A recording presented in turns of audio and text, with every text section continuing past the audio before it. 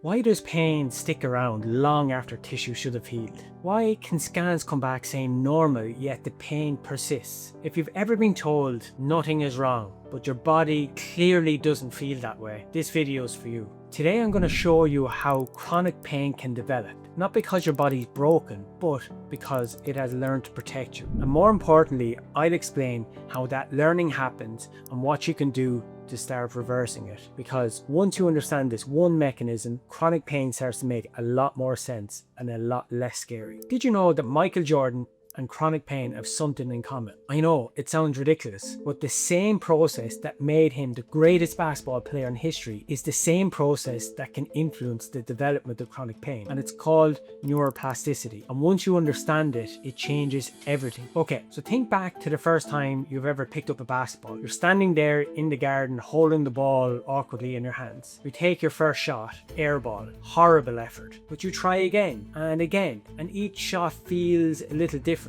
Some of them hit the rim and sometimes it rolls off to the side, but something important is happening inside your brain every time you throw that ball. Tiny nerve cells called neurons start talking to each other and start building new connections. At first, those connections are messy and they're inefficient, when they're like carving a path down tall grass. But the more you practice, the smoother that path becomes. The movement feels easier. Your hands know where to go. Your eyes find the target without even thinking. And that's neuroplasticity in action. And it's how Michael Jordan became great. He wasn't born with the perfect shot. He built it. Hour after hour, day after day, he trained his brain until those movements fired automatically. But here's the twist. That same process that made Jordan great at basketball can also influence the development of chronic pain. The brain doesn't care what it's learning, it just gets better at whatever you repeat. So when pain lingers after an injury, or when stress and fear keep your system on high alert, your brain starts strengthening those same protective pathways. And over time, they become easier to trigger, more familiar, more automatic. Just like Michael Jordan's jump shot. That's how pain can become chronic. Not because something is broken, but because your system has learned protection a little too well. But here's the good news. If your system can learn pain, it can also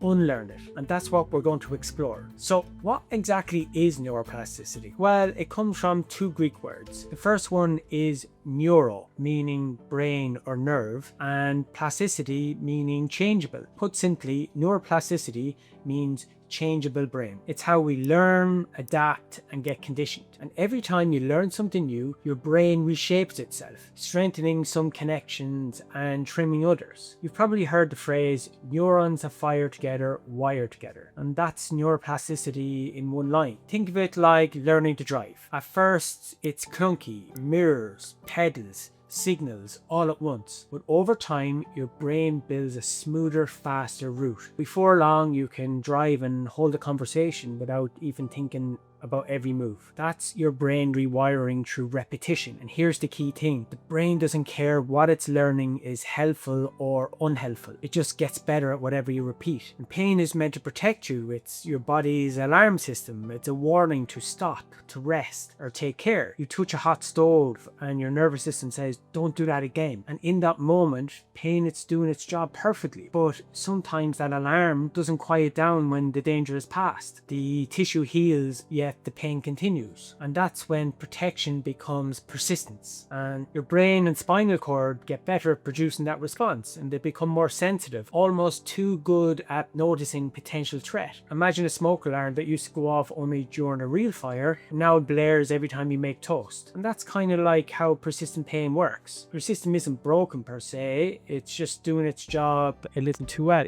And once pain becomes persistent, there are small everyday habits that quietly reinforce that system to stay protected. And awareness is key here, because if you don't know what you're looking for, you won't know what to change. So the first thing to look out for is muscle guard. Tensing around a sore area can feel protective in the short term, but over time that constant guarding creates more sensation, more fatigue, and more pain. If you had a sore wrist, would you walk around all day like this? And if you did, how would your wrist feel at the end of the day? But people in pain do this every day. Next is fear of movement. When something hurts, it's not natural to move less. But over time, the brain can start linking that movement with danger itself. So even when tissue is healed, the brain still predicts that's not safe. And every time you avoid a movement, you accidentally confirm that belief. And this is called the fear avoidance cycle, and it's one of the strongest reinforcers of persisting pain. Next, we have stress and emotion. Pain and emotion share many of the same brain regions. Stress, fear, and anxiety, they all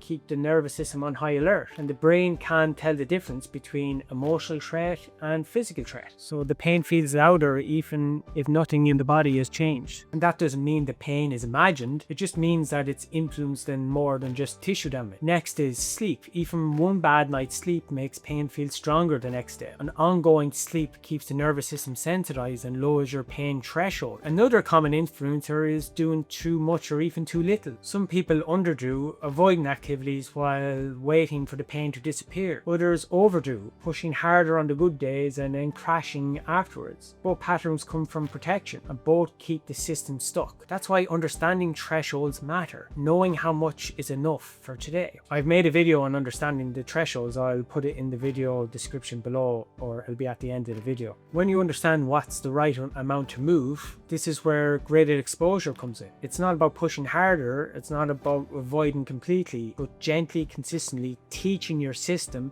that movement is safe. Think of it like retraining a frightened animal. If you approach it too fast, it bolts. But if you never approach it, it stays afraid. But consistent exposure builds trust. Your system works the same way. Every repetition, every safe movement is another vote for safety. The key takeaway is persistent pain doesn't mean your body is broken, it just means your system has learned to protect you. And just as it's learned those patterns, it can learn new ones. Understanding pain, calming the nervous system, gentle, consistent movement. Small changes, repeated, create bigger shifts over time. But one of the most important pieces of recovery is understanding your threshold lines and how much to do and when to do it and why. And that's what we'll cover right here in the next video.